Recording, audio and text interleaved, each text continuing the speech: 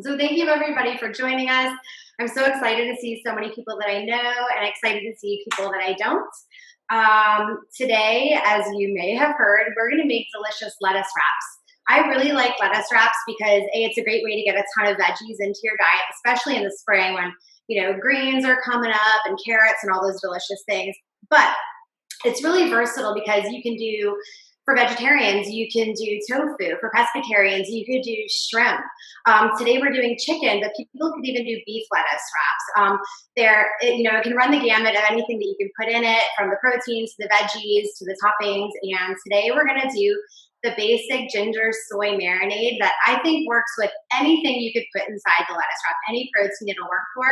We're also gonna make my favorite quick sesame pickles. These are so fast and Asian inspired, a little bit of soy, a little bit of spice, a little bit of sweet. They're awesome.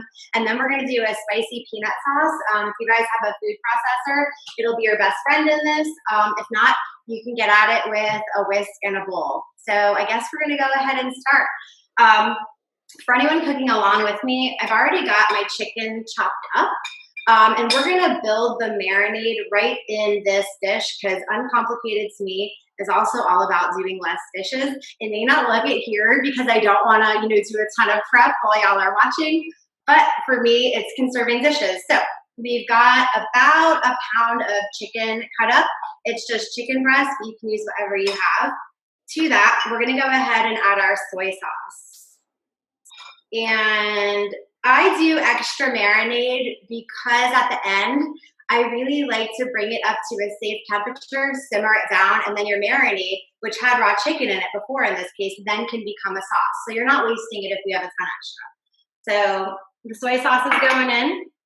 We're gonna do our neutral oil. I'm using just organic canola oil, but you guys can use whatever you like. I just don't recommend anything strongly flavored. Like extra virgin olive oil's got a really strong flavor. Sesame oil in moderation is great, but in this much quantity, a quarter cup, it's a lot. So just something neutral and plain. Then we're gonna do our rice wine vinegar. And let me know if anybody at home needs measurements and I can call those out to you. But it's also in the recipe that you guys have received. So then we're gonna do fresh ginger. I minced this. If you don't have fresh ginger, I think you can absolutely do some ground powdered ginger. I don't think that would be bad at all. Just make sure you really whisk it in well because you want all those clumps to dissolve if you are using the dried. And then I love garlic. A ton of fresh garlic goes in this. Again, that's minced fresh garlic. If you don't have fresh garlic, the powdered stuff or the granulated will be fine. And then finally, because I think when you have salt and you have some acid and you've got some heat, you also need some sweet. And so in our marinade is delicious local honey, you guys. It's allergy season. Get all of your local honey. It's interesting. I'm doing this from my laptop. We have no camera person. We have my laptop propped up on a stack of books. So there, we're just whisking that together. There you go. Make sure your honey is dissolved. And then we're just gonna set it aside.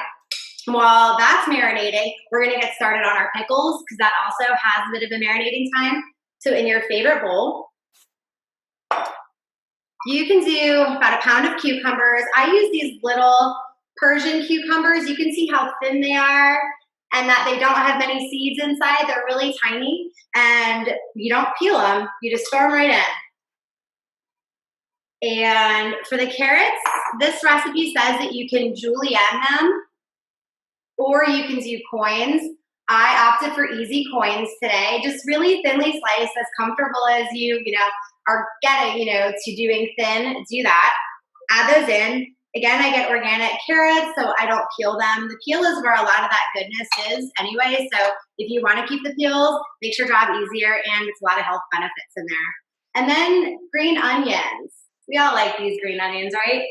They're delicious, they're mild. About 3 of those in there. Just cut in little discs. And then that's it for our veggies. If you guys have bell pepper or anything else that you want to add to this, you can add anything you want, honestly. Like, I think last night I threw in, I had some radishes. I added those in when I was practicing the recipe. It's pretty much all fair game, just like no tomato. I wouldn't add that. I don't think it would work well. But here we go. We're gonna add our rice wine vinegar, a little bit of that same neutral oil. In this, because you're only using a little bit of oil, if you wanted to go with sesame oil, I think it would be totally fine. Then we have a little bit of soy sauce. For people watching their sodium, you could use like coconut amino acids. If you're gluten-free, you could use tamari. There's a lot of good soy sauce substitutes out there, and ultimately you could leave it out if you chose. That would be fine too. It just gives it a little bit of salt, and since we're doing Asian food, soy sauce works nicely. So we're just mixing that up. And here, as you can see, I've got some sesame seeds and chili flakes. We're adding that in.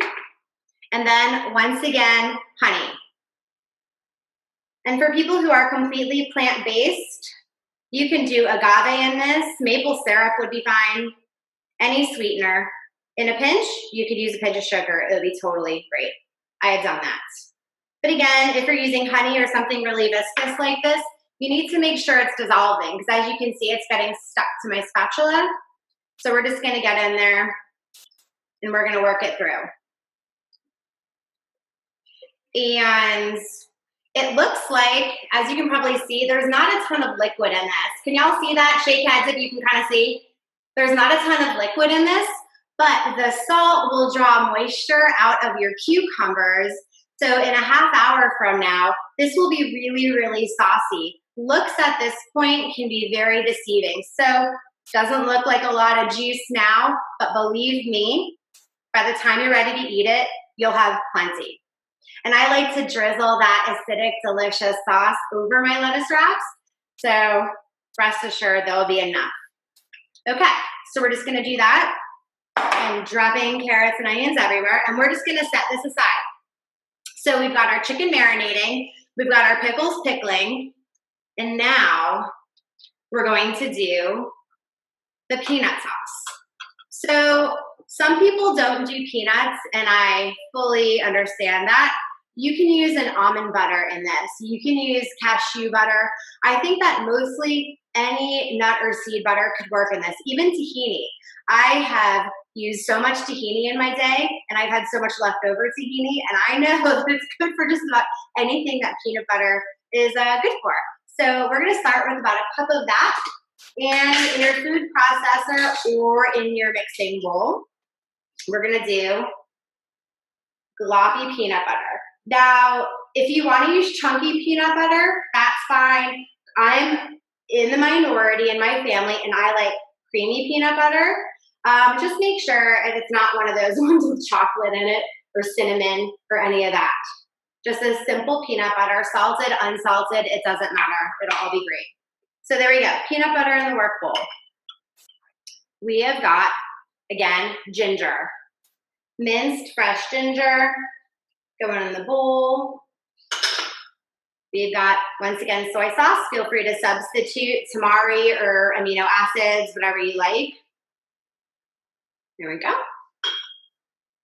Rice wine vinegar for a little acidity. You could also, if you have it on hand, some fresh limes, make some lime juice and throw that in. We've done that plenty of times, and it's really great, especially if you're doing shrimp lettuce wraps. I really like the lime. And then if it's an organic lime, you could use the zest and throw that in there as well. That gives you a bunch of extra flavor.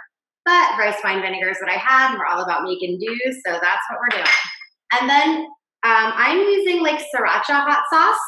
I think it's the best for Asian food. But if you have just like a regular chili paste or like a Korean hot sauce, you can use that too. And if you don't like spice, leave it out. It's not that big of a deal. And then once again, gloopy gloppy honey. I love this stuff.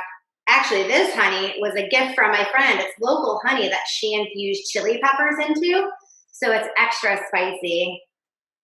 And I'm gonna get all that goodness out and put that in the work bowl. Okay, so there we are.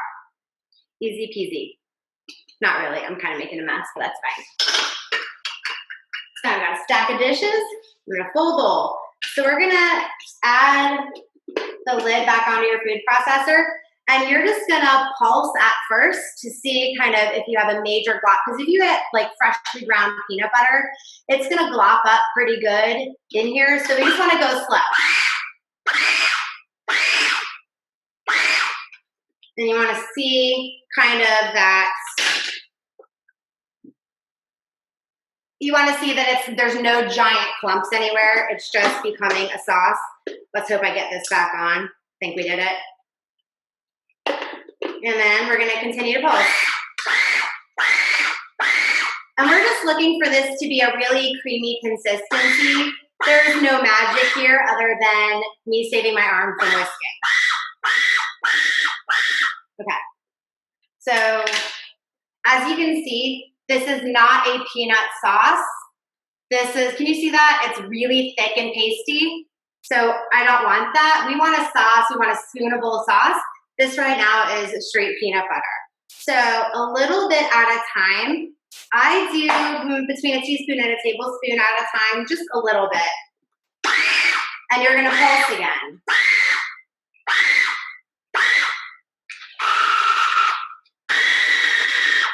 It's still really thick, but getting better. So I'm gonna add a little bit more water.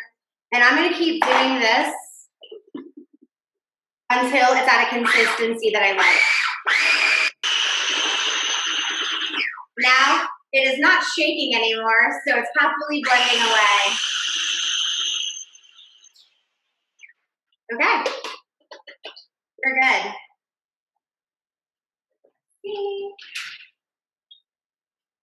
And we are just going to get this out into a bowl so we can use it later.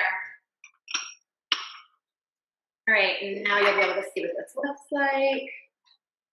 If you do use a food processor, make sure you take the blade out before you start digging around in there.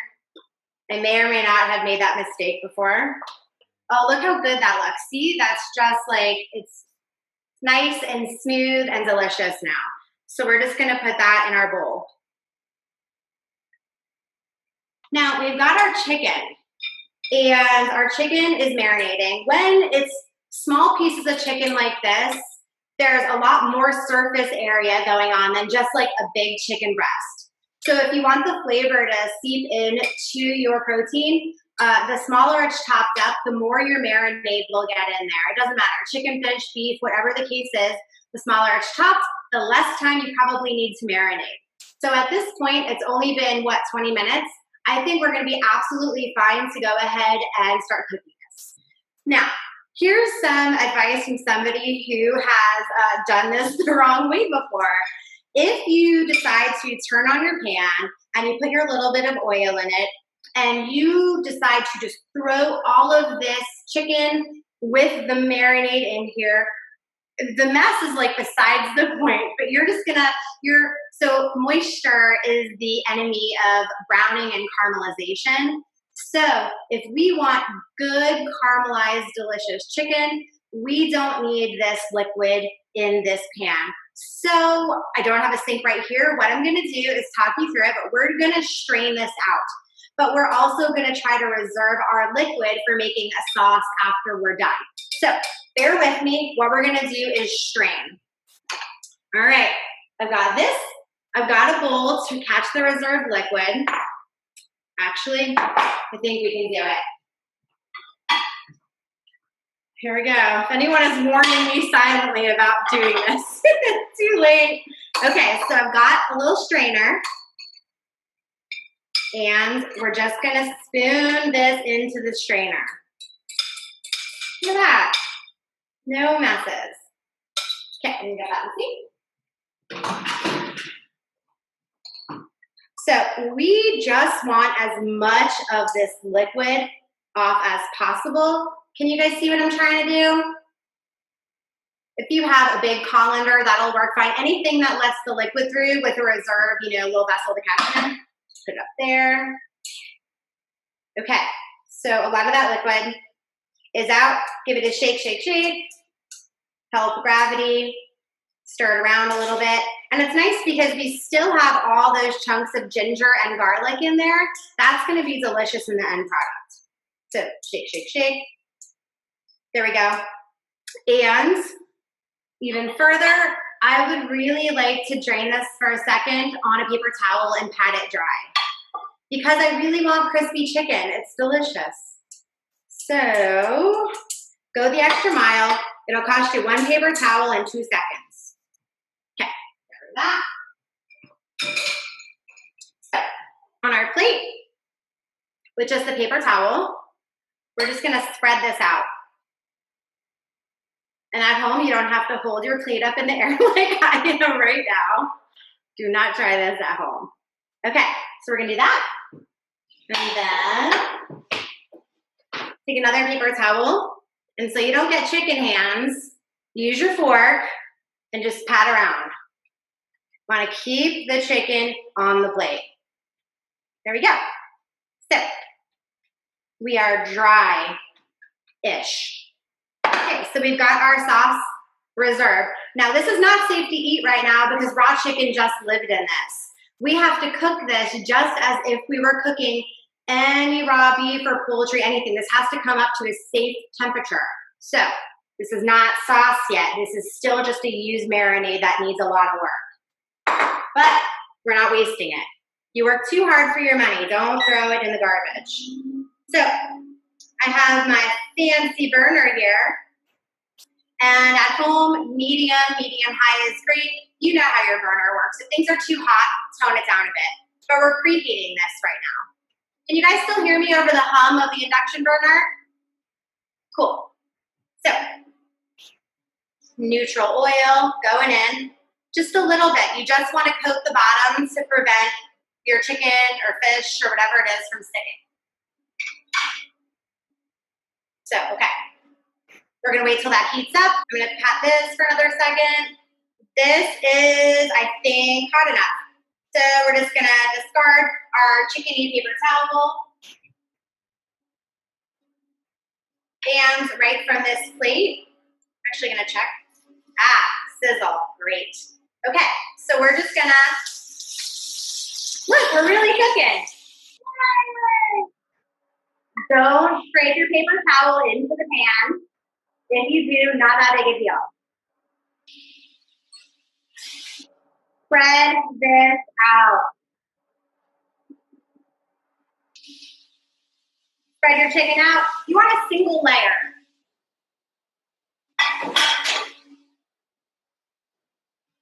Okay, so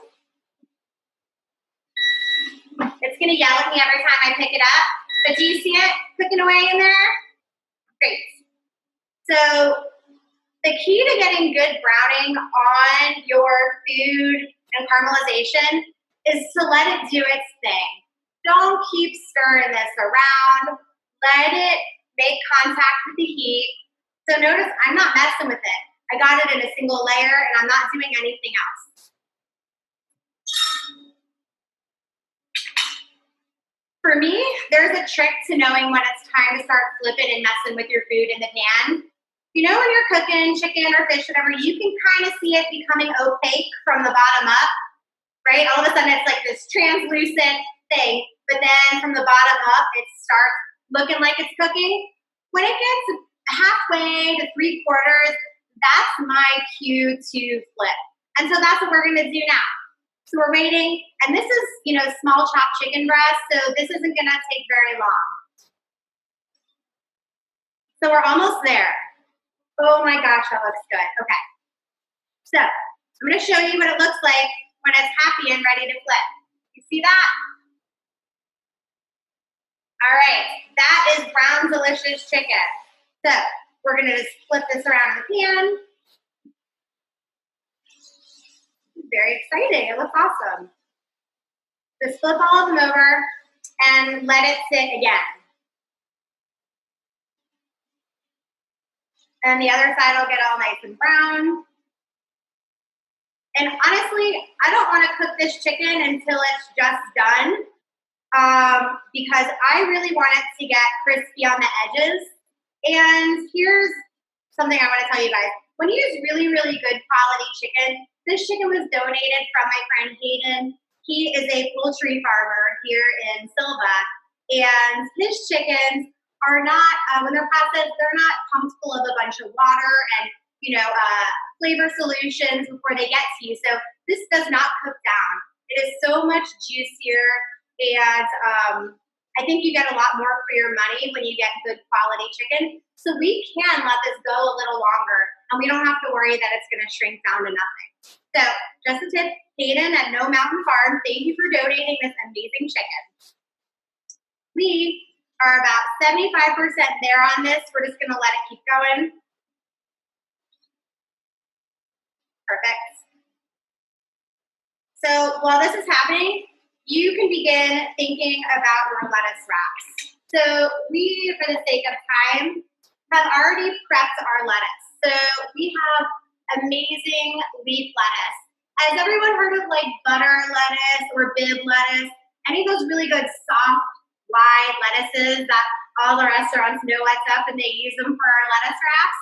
That's what we have here. We have a butterhead lettuce, and our lettuce was donated today by Old Roots Farm. A guy named Barry, he offered to donate to our class today, and thank you, Barry. So we've already cleaned this. All I do to clean this lettuce is I set it down on my cutting board and I chop the root end off. And I swish it around in a bowl of water, and you can either put it in your salad spinner or dry it with a towel, and that's all you got here. We just got beautiful lettuce. This is our little vehicle to get all the delicious food in our mouth. Okay, so your lettuce prep, that doesn't take any time at all. You could chop some extra veggies that you have in your fridge. I really like some bell pepper with this, so last night when I was practicing this, we did some red and yellow bell pepper. Almonds, so good on top. I really, really love almonds. Toasted, not toasted, it doesn't matter. These are untoasted raw. And then everybody knows these guys, those delicious noodles that you get on your table when you get your soup. Yeah, these are awesome. I love those on top. And I really like avocado too. I think the creaminess complements this dish really, really well.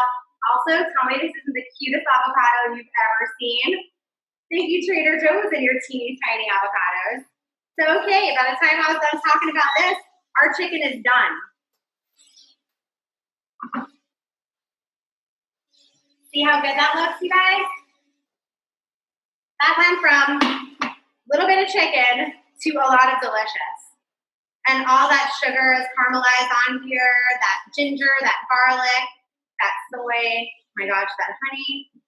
I am incredibly excited. Okay, so that's done. I'm just gonna put this on my stove so I don't burn myself. So that is done. Okay, so now what we're gonna do is we're gonna talk about building that sauce out of this. Now this is not meant to dress your whole entire dish because this is salty. This has a lot of soy in it. This has a lot of flavor. Use it sparingly, but this is an absolute fabulous little tiny drizzle for your lettuce wraps. But like I said, this is not safe to eat right now. So we need to make it safe to eat. So in just a little saucepan, see if this will work. It's so tiny on this little burner. Okay, we're gonna heat up the saucepan, and we don't have to get this to any particular temperature right now because we just need this to cook. Throw it in while your pot is cold. It's totally fine. So there you go. We have to do nothing to this except for stir it around every couple seconds. Just kidding, not even every couple seconds. Maybe like, I don't know, 30 seconds a minute. If it's boiling over, you need to stir it. So we can set this aside. Then we can talk about prepping your veggies. So I already prepped a lot of things ahead of time for the sake of time in this class, like for the pickles and for the chicken. But I wanted to show you guys a couple of tricks in the meantime, because I know we've got time while our sauce is going. Oh, look at this. Our pickles are very pickly now. There's a ton of juice in the bottom, as promised. So there you go. Pickles are perfect. So how does everyone peel ginger? Does anyone, raise your hands, I can't hear. Raise your hands if you go at it with a vegetable peeler. Anybody? Raise your hand, okay, we've got one. Raise your hands if you do it with a knife. Okay, raise your hands if you do it with a spoon. Yay, we have spoon people. Well, for y'all who are not spoon people, this is the coolest thing that I ever learned. Serious. So, all you do is you take your spoon and you just get, here, I'm gonna like come right up here. I'm gonna drop it here, look. Can we see that at all? Let's move the light. You need to see this. This is so great. Lights don't fall. Okay, so all you're doing is taking that in your hands and you are scraping your ginger. See that? Look at that. It peels right off. It's so easy. Very cool trick. Aren't you excited you learned that today? So we're gonna do that. I'm gonna get this light not to fall. My camera crew took off for the day.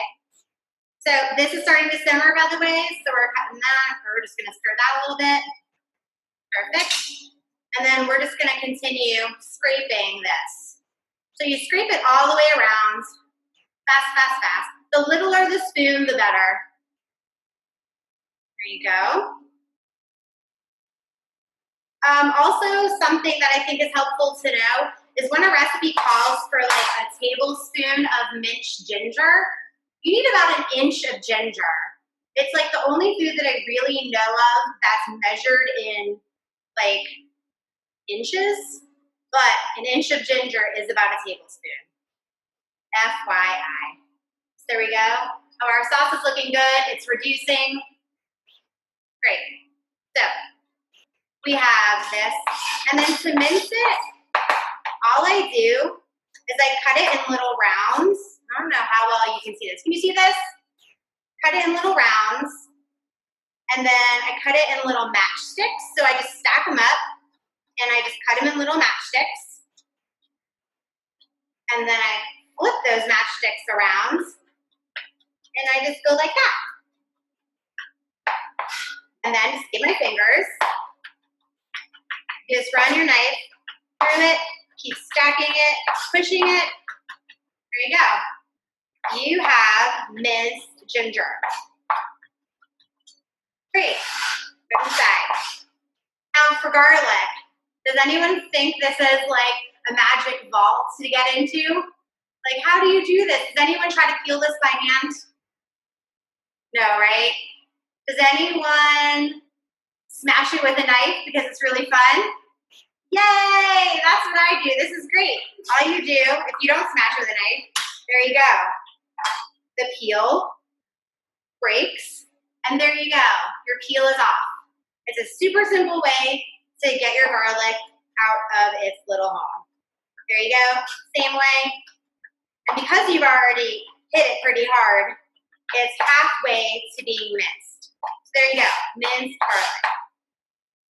And the only other thing that I think is helpful to maybe explain is these green onions. Some people think that like you can't use this green part, and then I've heard other people say that they don't think you should use this white part. This whole thing is deliciously edible, and I'm going to show you something cool.